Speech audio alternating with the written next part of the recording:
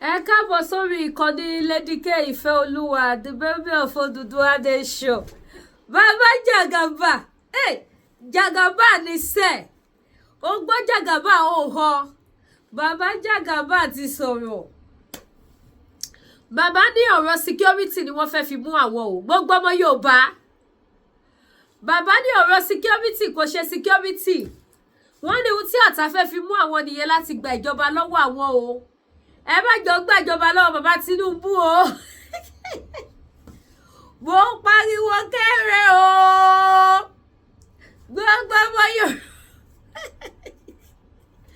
Gbogbo ọmọ Yorùbá.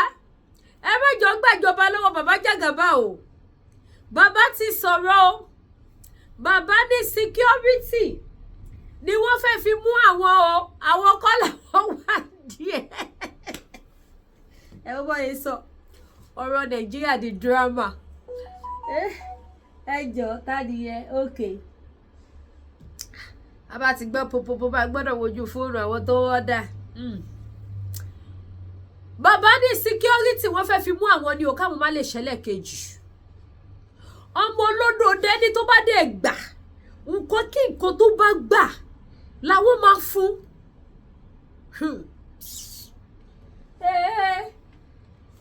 Ṣé rọ́rọ̀ tó wà lẹ́yìn ó yàtọ̀ sí ẹgbẹ́ kínní ìwà èmi ló kàn.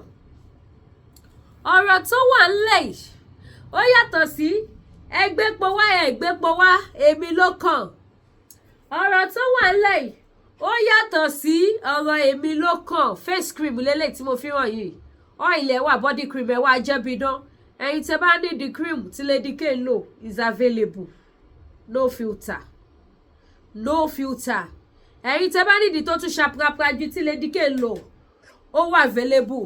Ẹ wo eléyìí náà báyìí set tí ẹ wà both the oil, the face soap, the body soap, the body cream and the face cream mẹ́rẹ̀ẹ̀rin ẹ̀ is available.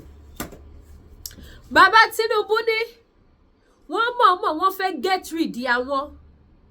Bàbá Tinubu ti jẹ́wọ́ ẹ̀ṣẹ̀, àsìkò ìjẹ́wọ́ ẹ̀ṣẹ̀ lélẹ́yìí. Kí ẹ lè mọ bẹ́ ṣe máa help bàbá Tinubu. Kí ẹ lè mọ bẹ́ ṣe máa súgbà ọmọ olódòdẹ. Ọmọ olódòdẹ ní setup lọ́rọ̀ tó wà lẹ̀. Wọ́n làwọn ò mọ kankan nípa ẹ̀. Wọ́n ní wọ́n mọ̀ọ́mọ̀ fẹ́ lu ọ̀rọ̀ security láti fi tákù àwọn ni. Ẹ gbọ́ mi. Bàbá ní wọ́n mọ̀ọ́mọ̀ fẹ́ lu ọ̀rọ̀ security láti fi tákù àwọn ni. Bàbá Tinubu ní gbogbo nǹkan tó bá gbà. Òun làwọn máa fún ọ̀rọ̀ election tó wà lẹ́yìn. Wọ́n lẹ́ni tó bá máa kú kó kú, ẹni bá máa yè kó yè, ẹni bá máa wà láyé kó wà láyé. Tó bá jẹ́ owó náà la fẹ́ fi ṣe. Tí election ẹlẹ́ẹ̀kejì máa fi bọ́ sí i. Bàbá Tinubu ní lákọ làwọn wà bí ìbọn. Ẹ máa gbọ́ látẹnu wọn o. Eléyìí ò ṣe AI o. Tó bá ti fi AI báyé jẹ́ o. No be AI. Na confirm. Kódà news gbé gbogbo ẹgbẹ́ àtọ̀dọ̀wọlẹ̀ ẹ̀ tí mo gbọ́. Bàbá Tinubu sọ̀rọ̀ ilẹ̀kùn. Ẹ̀ tí mo scores ẹ̀ tí mo bó ṣe lọ. Eré lẹ pé. Lẹ́yìn káràbà oníkálukú lọ túra mú torí odò ṣetán tó fẹ́ gbárèrè. Kí àràbà oníkálukú lọ túra mú odò ṣetán fẹ́ gbárèrè. Ṣèyí Mákindé ṣetán àti gbàbọ̀dẹ̀ fún bàbá Tinubu lórí election kí bàbá Tinubu má lè lọ ẹlẹ́ẹ̀kejì. Bàbá Tinubu náà dẹ̀ ti mọ plan gbogbo wọn nítorí ẹ̀ wọ́n máa fi gagbága, wọ́n máa fi nǹkan mú nǹkan lẹ̀, ó máa kọjá bẹ́ẹ̀. Tẹ́ bá gbọ́ pé wọ́n máa play dirty game fúnra wọn, wọ́n máa play bad game, wọ́n máa play nonsense and stupid game síra wọn lára. Ọmọ Yorùbá tàtà ẹ jí ẹ má sùn.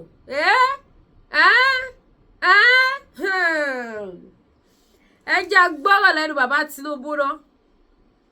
Ọmọ olódòdẹ fún rẹ̀ bàbá jókòó balance ni. Bàbá ní gbogbo TV station, radio station tó bá sọ anything tó bá gbé kọ̀kọ̀ jáde wọ́n ní géèmù ló ń gbá o. Wọ́n ní wọ́n ń lò wọ́n against àwọn ni. Bàbá Tinubu náà rọ̀ security tó wà lẹ́yìn.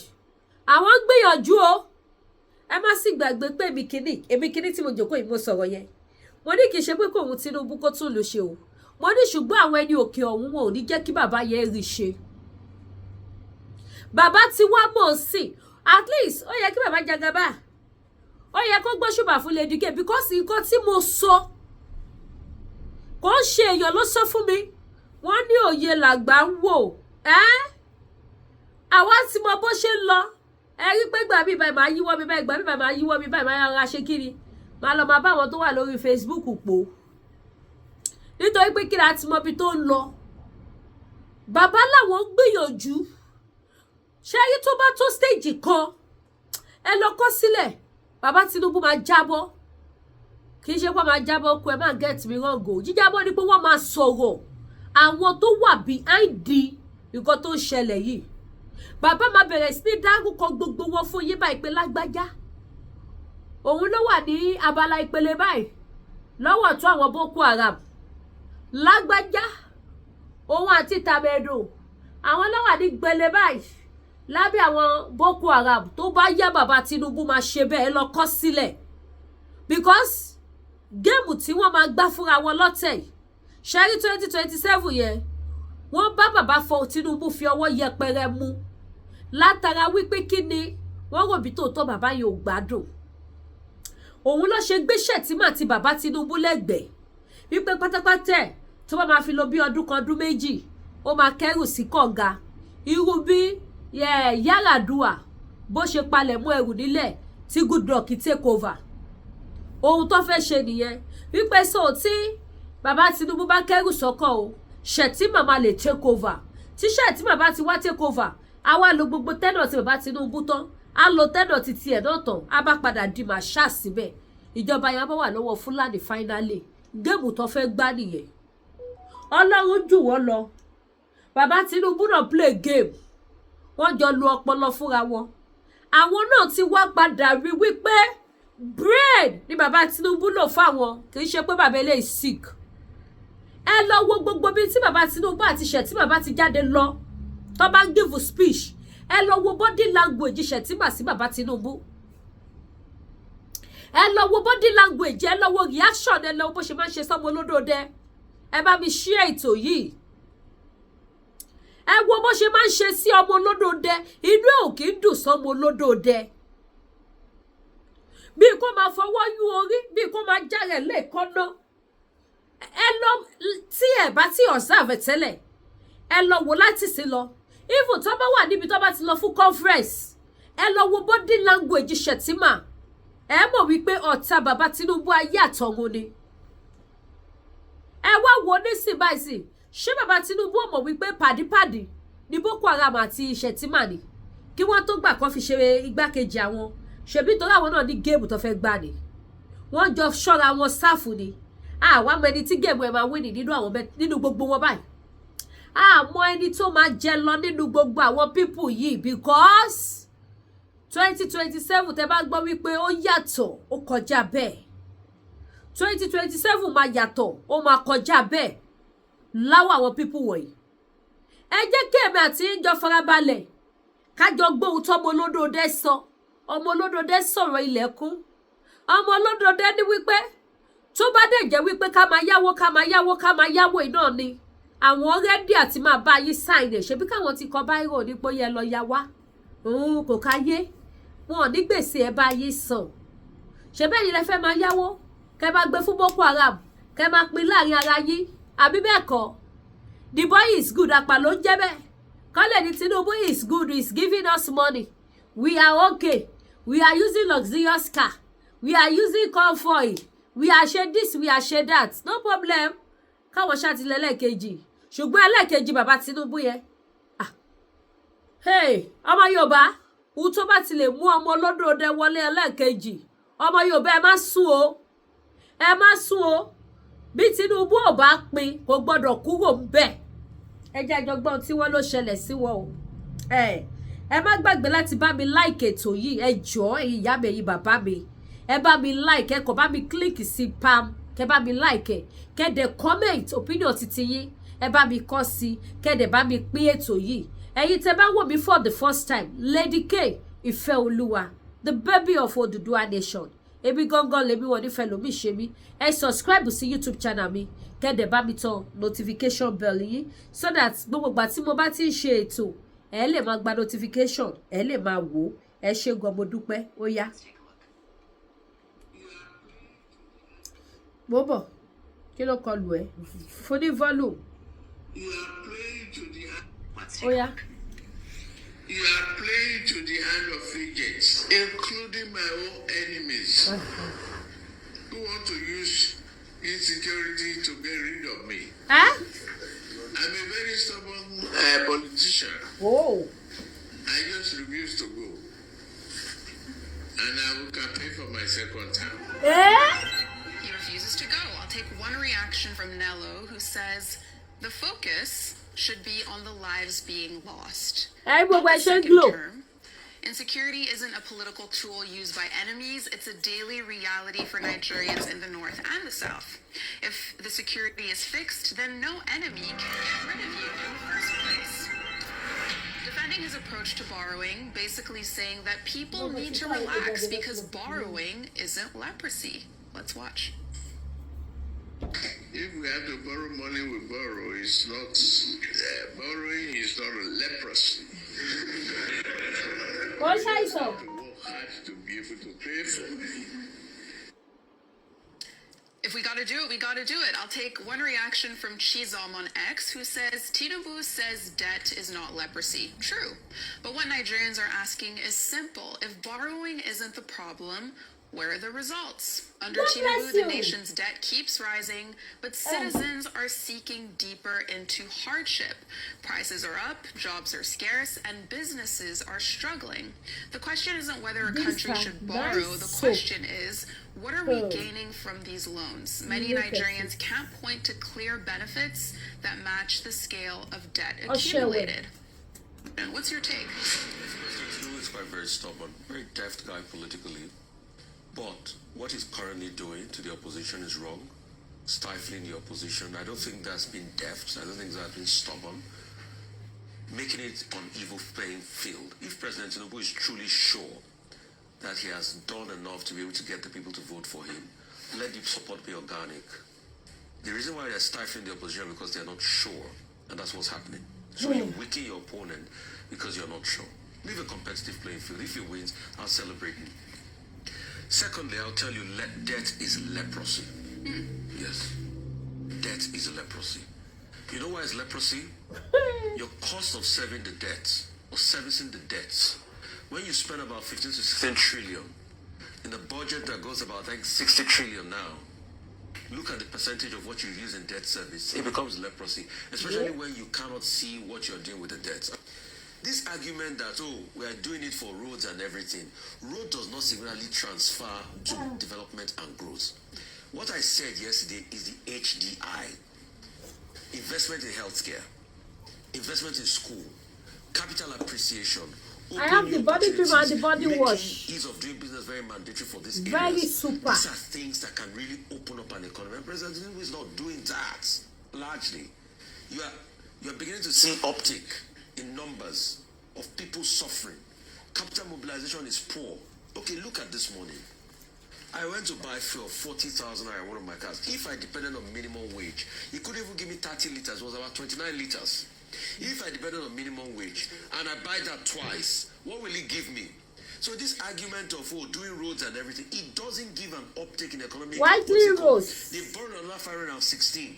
They've racked up the debt of 160 trillion. What have we to show for it? People are poor, their lives are worse off. They've done 47 kilometers of coastal road. We are still asking them, what's the bidding process for that? Why did they have a private company?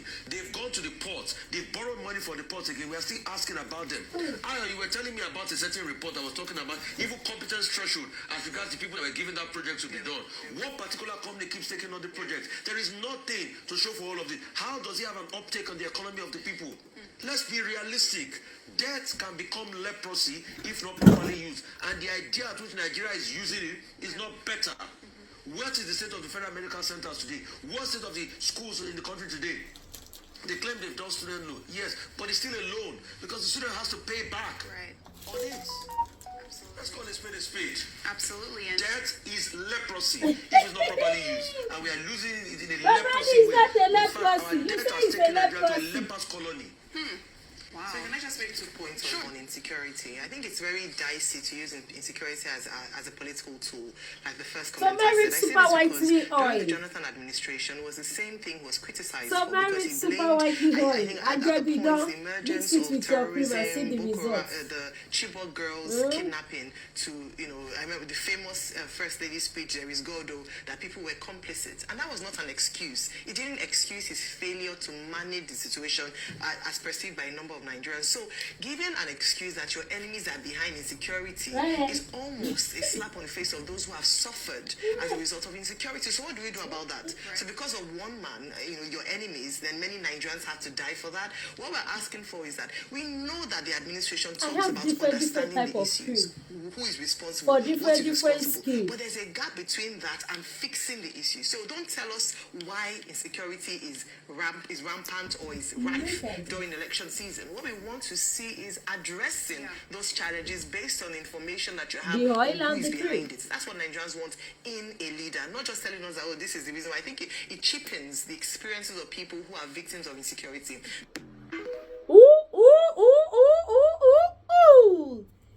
The cream and the oil is very super. Oh, let's go. Àwọn òṣìṣẹ́ ní kí bàbá máa fún àwọn ní story wípé àwọn enemy kan ló ń ṣe àwọn. Wípé ṣé nítorí ti bàbá kíyàwó máa jẹ gbogbo mẹ̀kúnnù. Bàbá ní borrow money is not a leprosy. Wọ́n ní leprosy ni o. Ẹ̀rí pé ó máa tọ́ fún gan. Now, gbogbo àwọn tó wà nínú TV station yẹn, who are they working for? Are they working for the government or for another person? Are they working for the president? Or they are working for the citizens of Nigeria? Or they have their own party? Tí wọ́n fẹ́ push síbẹ̀. Because I can't get it. Bí bàbá ṣe jù wá ni wọ́n hàn pé that one is not an excuse. You can't tell us that. You can't give us that kind of excuse here. You need to look for a way out. How much is minimum wage? How much is the price of petrol? People receiving minimum wage, can they cope with the price of things in Nigeria? Can they cope with the price of things in Nigeria? The price is too much, it's too high. And the minimum wage is not enough for them to spend. They need more money. Nigeria is dying. Nigeria is what? Nigeria is dying. People can't take it anymore. And Baba Tinubu is giving us an excuse. He's there giving us an excuse that this is this, this is that. Some people are behind this, my enemy. Wọ́n làwọn ò fẹ́ gbọ́ pé my enemy kan ló wà lórí ọ̀rọ̀ insecurity tó ń pa kúkúrú tó ń pa gígùn ní Nàìjíríà. Baba Tinubu, ọmọ olódò dẹ̀, I dey your back. Bí gbogbo ọmọ Odùduwà nation bá padà lẹ́yìn yín. Bí Sunday Igboho bá padà lẹ́yìn yín, I dey your back, sir. I dey your back, sir. Ẹ má worry. Èmi nìkan ti tó láti bá yín fèsì wọn. Baba Tinubu ẹ lọ fọkàn balẹ̀. Ẹ lọ fọkàn balẹ̀. Baba Tinubu ní NAT tó bá máa kọ́ sí àwọn. Baba is not even talking about way out. That is what is paining me most. People were dying in Nigeria every blessed day. You were there talking about election. Baba Tinubu, it be like say I go come out for your back. I don't go there your back again. Because the life of the Nigerians is very important to me. Not that seat. Not that your seat. The life of Nigerians is important because I don't know tomorrow. I didn't know who God will use to lift me up. Àwọn èèyàn kú bàbá sọ wípé àwọn enemy ni nǹkan tó bá dé gbà la máa fún owó yíyá kì í ṣàrùn. Kéèyàn sọ pé owó yíyá Nàìjíríà ò kì í ṣàrùn. Gbogbo owó tẹ wá yá, where is the result? Those lady, they were asking a good question. Baba, can you give us accountability bí tó wọ dé owó yíyá gbogbo tó wọlé sí? Ẹ kàn fún wa ní ìkọ̀ ẹyọ kan kí Baba Tinubu kàn sọ wípé okay, gbogbo owó tá ń yá o láti ìgbà táwọn ti débẹ̀ o, nǹkan táwọn fi ṣe ni kí n dẹ̀ rí pé nǹkan yẹn wúlò fún gbogbo ọmọ Nàìjíríà pátápátá máa tẹ̀lé APC. màá ṣe kí ni mo pè màá tẹ̀lé APC mo mọ̀ pé kò lè work kò lè ṣẹlẹ̀ kò lè happen gbogbo owó tó yá wọn mọ ibi tó ti kó sí gbogbo èyí tí wọ́n yá wọ́n mọ ibi tí wọ́n ti kó sí kò lè ṣẹlẹ̀ because kéyìn kan ló máa mọ kẹ́ bá ló máa feel disappointed pé so Lady K náà lè torí kankan kó ló máa tẹ̀lé APC wà láìtàláì kò sí nǹkan yẹn mo mọ̀ pé kò sí lèmi náà ṣe gbàbẹ̀ yẹn wọlé pé tí bá lè rí kankan tí gbogbo ọmọ Nàìjíríà tó benefit lára ẹ̀ máa tẹ̀lé APC mi ò lè rí mi ò wá lè sọ o bóyá ọdún mi àbáyé mi a lè rí ṣé orílẹ̀-èdè nìyẹn ó pa kúkúrú ó pa gígùn ó pa yanlé ó pa ẹ̀fọ́lé lamọ̀ tá a máa ń gbọ́ orílẹ̀-èdè Nàìjíríà ó pa ọmọdé ó pa àgbà ó pa eégún ó pa àlejò ó pa mùsùlùmí ó pa oníṣẹ̀ṣe ó pa kírísítẹ́nì ó pa ó pa gbogbo ayé òun lọ́rọ̀ Nàìjíríà ẹ̀yin wá wà bẹ́ẹ̀ you sit down there nínú ìfọkànbalẹ̀ talking about whether we like it or not whether we campaign àbí we no campaign you go campaign owó yíyá kì í ṣàìsàn ṣọ́tá ẹ̀yin èèyàn alpha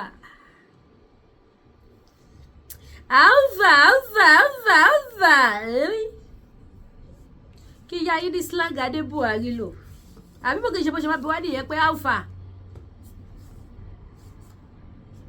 ọmọ Yorùbá kò ní sú wa kò ní rẹwà ẹ jẹ́ ká dúró re ẹni tó bá dúró kó dúró Bíbélì gan sọ ó lẹ́ni tó dúró kó dúró re kó má bàa yọ̀ ṣubú ẹni bá dúró ti wípé òun fẹ́ jàjàgbara fún ìran òun láti bọ́ nínú ìgbèkùn kó dúró re kó má bàa yọ̀ ṣubú òun lọ̀rọ̀ tó wà lẹ́yìn ẹ wá ra ohun tí mò ń tà mo fi Elédùmarè bẹ̀yìn èmi ò ṣakọ mi ò fi gára sí torí mi tí yò èèyàn tó bá ti yó ló máa gara ẹ wá ra ohun tí mò ń tà gbogbo lówó Lady K African Store gbogbo lówó Lady K African Store ẹ̀yin tẹ́ bá ní the mist cream ó wà available ẹ̀yin tẹ́ bá fẹ́ mọ cream tí mò ń lò wà láìtàlá ó wà available tó máa yà yín lẹ́nu pé ṣé ohun tí Lady K lò ní yes which I'm proud of it because skin mi super àfijọ́ tí bá lo kámẹ́rà fóònù tí kámẹ́rà ò bá gbádùn lẹ máa rí ibi tí máa dúdú bàlàbàlà but without that the skin is super yes I'm proud of it no filter ó super mi ò dẹ̀ tọ́nà yẹyẹyẹ ẹ̀yin náà kú tiẹ̀ mọ̀ pé náà ṣọ́ọ̀bù mi kò fi bẹ́ẹ̀ bright bí alára kò fi bẹ́ẹ̀ bright bí alára èmi ò dẹ̀ tí ní $450 tí fi ṣe náà tó máa fi bright tí bá ní $450 yẹn wàhálà ìmọ̀ ní ohun tí máa fi ṣe ẹni bá mi ṣe náà síbi tó máa bright $450 ló fẹ́ gbà ayé ò tí ì yọ so mo sọ eléyìí kẹ́ lè mọ̀ pé no be filter ẹ̀yin tẹ́ bá lè ra àwọn cream tẹ́ fẹ́ fi glow skin yín àwọn cream lóríṣiríṣi tẹ́ fẹ́ lò sí àgọ́ ara yín ìbàjẹ́ face cream mo ní àwọn face cream tó super mo ní face soap tó super ẹ lówó kẹ́ ríṣẹ́ kẹ́ mọ̀ pé yes ó kọjá àfẹnugòyè kẹ́ mọ̀ pé yes ó ṣe kí ni mo pè ó kọjá àfẹnugòyè ẹ lò káwọ̀ yìí jáde ẹ lò kó mú yes lágọ̀ọ́ ara yín tí ẹ bá jẹ́ èèyàn dúdú tí ẹ fẹ́ maintain black yín mo ní cream tẹ́ máa lò tí ẹ bá jẹ́ kò dúdú kò pupa mo ní cream tẹ́ lè fi maintain ẹ̀ tẹ́ bá wá jẹ́ pé pupa tó ti ṣá tó ti wó rakọ̀rakọ̀ ẹ pè mí màá send cream sí yín màá dẹ̀ fún yín ní date and time ó tó máa fi dìgbà báyìí pè mí kẹ́ fún mi review skin yín máa ti jáde padà á ti mú yes gbogbo rakọ̀rakọ̀ yẹn á ti disappear abẹ́ ìwà jẹ́ ẹni tó yẹ pé ẹ ti ní skin rashes skin infection lóríṣiríṣi mo ní gbogbo ní shea cream tẹ́lẹ̀ lò tó dáa tó wà padà dà ó wà available àbí ẹ̀yin tó bá dẹ̀ jẹ́ wípé dark knuckle ó wà ẹ̀yin tẹ́ bá nídìí àwọn oil tẹ́lẹ̀ lò ó wà ẹ̀yin tẹ́ bá nídìí àwọn shower gel bí ẹ̀yin fẹ́ lo set both the cream and the gel àti shower gel kó jẹ́ kankan náà mo ní ẹ̀yin tẹ́ bá nídìí the same oil and cream ó wà àwọn cream tó wà òkè dáadáa tó wà pa gidi pẹ̀lú àwọn ṣẹ̀wẹ̀ lọ́lọ́kan òjọ̀kan àtàwọn face cream gidi gbogbo ẹ̀ wà ní Lady K African Store. Ó wà ní Lady K African Store. Ọjà mi ò dẹ̀ wọ́n. Ẹ̀yin náà kúkú mọ̀ mí lánàá kó tó dé ni. Ọjà mi ò wọ́n torí pé kí ni àánú mo rí gbà, àánú mo rí gbà, àánú mo rí gbà lọ́wọ́ bàbá. Àánú mo rí gbà, Olúwa ṣeun. Àánú mo rí gbà o. Àánú mo rí gbà, àánú mo rí gbà, àánú mo rí gbà lọ́wọ́ bàbá. Àánú mo rí gbà lọ́wọ́ ẹ̀yin bàbá mi, ẹ̀yin màmá mi àti Ọlọ́run mi. So anything tẹ́ bá fẹ́, ẹ pè mí, ó wà available. Bí o ṣe kò gbà. Ó wà available tó bá wá jẹ́ aṣọ náà ni. Aṣọ wẹ̀ o. Àkógbá aṣọ lẹ̀ o. Ìtọ́ ti rán ó wà, èyí tí wọ́n ti rán ó wà. Bó já gègé búrẹ́dì ni àti iṣu ewùrà tó tú dáadáa. Ó ń bẹ Lady K African Store. Ògúnfe aláwọ̀ ẹsẹ̀ ògúnfe. Ó wà ń bí pọ̀mọ́ Ìjẹ̀bú sókù wọn. Kì í ṣe dry one mi ní dry one mọ́. Ó wà. Àwọn spiritual items. Ó wà. Ẹ̀yin mọ́mì mi, ẹ̀yin dádì mi. Ológo lólógun. Ogun dẹ̀ máa ń léèyàn wọnú ògo ni téèyàn bá ti mọ̀ nǹkan tó ń ṣe. Ogun ó máa ń léèyàn wọnú ògo ni tí èèyàn bá ti súnmọ́ Ọlọ́run tó mọ̀ nǹkan tó ń ṣe, tí kò fira ẹ̀ sílẹ̀ tó dira. Àwa àti ogun la jọ wáyé àti ògo. Ní agbára Ọlọ́run, ogun á fàyè wa sílẹ̀, ògo Ọlọ́run á fọhùn nínú ayé wa. Ṣẹ́rí nílé ayé àdúrà kì í pọ̀ jù. Àdúrà kì í pọ̀ jù. Èèyàn gbọ́dọ̀ máa gbàdúrà. Bíbélì gan sọ ó ní ẹ máa ṣọ́nà kẹsì máa gbàdúrà. Ẹ máa ṣọ́nà kẹsì máa gbàdúrà. Ta ló lè mọ ìgbà tàbí àkókò tọkọyàwó lè dé? Ẹ máa ṣọ́nà. Kì í ṣọkọyàwó Jésù nìkan o. Kò sẹ́ni tó mọ̀ gbà tí àkókò tí Sátánì náà máa gbé tiẹ̀ dé o. Òun ló ṣe ní àmọ́ ṣọ́nà ká mọ́ gbàdúrà ní gbogbo ìgbà nítorí búburú ní ọjọ́, nítorí náà ká máa fi àdúrà ra ìgbà padà. So gbogbo ẹ̀yin mọ́ mi bẹ̀yìn dáàdì mi, ẹ mo ti lọ ṣẹ́ ó ti sú mi. Ogun ayé yìí yẹn ṣọ́jọ́ kan ló débẹ̀, ṣọ́jọ́ kan ló bẹ̀rẹ̀. Ẹ wo ẹ jẹ́ sọ story kékeré kan fún yín. Program yìí ti gún mi nílé ìsọmọ. Ẹ kàn jẹ́ kí n ṣe náà máa kiri ká máa lọ. Program yẹn ti gùn. Ṣé láwọn ogun mi wà? Àwọn ti program ẹ̀ 10 years 20 years. Ogun bí ọmọ ti program ẹ̀ 30 years. Ṣẹ̀dá ibo ọjọ́ ṣe gorí ọṣọ yẹn ló máa lágbára sí, ló máa lágbára sí, ló máa lágbára sí. Ọ̀rọ̀ ogun tó program yẹn wá dàbí ìgbà tó bá sókè gàrí sómi tó máa wú, tó máa wú, tó máa wú. Ọjọ́ tó bá wú dé last bus stop. Tó wú dé last bus stop tí ìjọ tó sọ fún pé kó bẹ̀rẹ̀ iṣẹ́ bẹ̀rẹ̀. Ìjọ yẹn ló máa stop àti máa wú, ló máa bẹ̀rẹ̀ iṣẹ́. Ẹ wá wo iye days, iye hours, iye months, iye years tó fi gbàgbára kún agbára tó fi di arega gbòǹgbò. Kẹ́yìn wá sáré lo ọ̀sẹ̀ kan, ọ̀sẹ̀ méjì, kẹwàá ní kò sí kankan mọ́. Kẹwàá ní ọṣẹ yóò ṣiṣẹ́ ó yẹ kó ti ṣe. Àbí kẹwàá ní pé I'm just telling you this o. Kẹwàá sọ pé tí bá ti lò lẹ́ẹ̀kan kò ṣáà nídìí kí n lò mọ́. Tani ìbàdàjọ́ máa lò. That is why I always tell all my fans.